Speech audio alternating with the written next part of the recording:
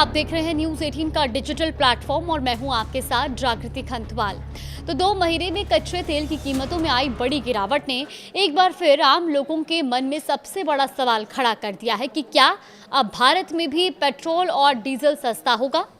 दरअसल international market में कच्चे तेल की कीमतें अब युद्ध के दौर वाले स्तर से काफी नीचे आ चुकी हैं। जिस क्रूड ऑयल ने 2 महीने पहले रिकॉर्ड ऊंचाई छू ली थी, वही अब करीब 45% तक सस्ता हो चुका है। लेकिन सवाल ये है कि जब कच्चा तेल इतना सस्ता हो गया है तो क्या इसका फायदा भारत के उपभोक्ताओं को भी मिलेगा। आइए समझते हैं पूरी कहानी। देखिए, 2 महीने पहले मिडिल ईस्ट में तनाव अपने चरम पर था। अमेरिका और इजराइल की ओर से ईरान पर लगातार मिसाइल हमले किए जा रहे थे, जबकि ईरान भी मिसाइल और ड्रोन से जवाब दे रहा था।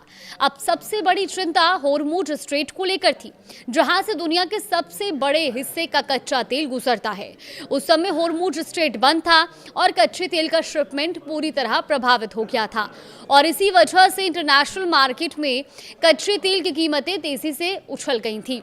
लेकिन अब तस्वीर बदल चुकी है। अमेरिका और ईरान शांति कायम करने के लिए बातचीत की मेज पर है। होर्मुज स्ट्रेट फिर से खुल चुका है। हालांकि तनाव की आशंका अभी पूरी तरह से खत्म नहीं हुई है, लेकिन बाजार में सकारात्मक माहौल बना हुआ है और यही वजह है कि खाड़ी देशों और अमेरिकी दोनों कि कच्चे तेल की कीमतें अब युद्ध से पहले के स्तर पर लौट आई हैं। अगर आंकड़ों पर नजर डालें तो 30 अप्रैल को ब्रेंट क्रूड यानी कि खाड़ी देशों का जो कच्चा तेल है वो $126.41 प्रति बैरल के 52 हफ्तों के उच्चतम स्तर पर पहुंच गया था। लेकिन अब इसकी कीमत घटकर $70.13 प्रति बैरल रह गई है, यानी सिर्फ 2 महीने में इसमें $56.28 प्रति बैरल की गिरावट दर्ज की गई है, जो लगभग 45% की कमी है। वहीं अमेरिकी क्रूड की बात करें तो 7 अप्रैल को इसकी कीमत $117.63 प्रति बैरल के उच्चतम स्तर पर थी। अब ये घटकर $67.72 प्रति बैरल पर आ गई है, यानी अमेरिका कच्चे तेल की कीमत अब $49.91 प्रति बैरल की गिरावट पर आई है, जो कि 42.42% से ज्यादा की कमी को दर्शाती है। अब आखिर कीमतों में इतनी बड़ी गिरावट क्यों आई है? देखिए, इसकी सबसे बड़ी वजह सप्लाई को लेकर चिंता का कम होना है। अमेरिका के वरिष्ठ अधिकारियों का कहना है कि ईरान के साथ बातचीत में प्रगति हो रही है। हालांकि बातचीत अभी शुरुआती दौर में है, लेकिन इससे बाजार को भरोसा मिला है कि खाड़ी क्षेत्र से कच्चे तेल की सप्लाई फिलहाल बाधित नहीं होगी। अब इसी बीच होर्मुज स्ट्रेट से कच्चे तेल का शिपमेंट भी 10 मिलियन बैरल प्रतिदिन से ऊपर पहुंच गया है और ये इस बात का संकेत है कि जियोपॉलिटिकल जोखिम बने रहने के बावजूद तेल की सप्लाई सामान्य होती जा रही है। हाल के हफ्तों में होर्मुज स्ट्रेट से तेल की आवाजाही में लगातार सुधार हुआ है और वैकल्पिक रास्तों ने भी प्रमुख उत्पादक देशों के एक्सपोर्ट को बहाल करने में मदद की है।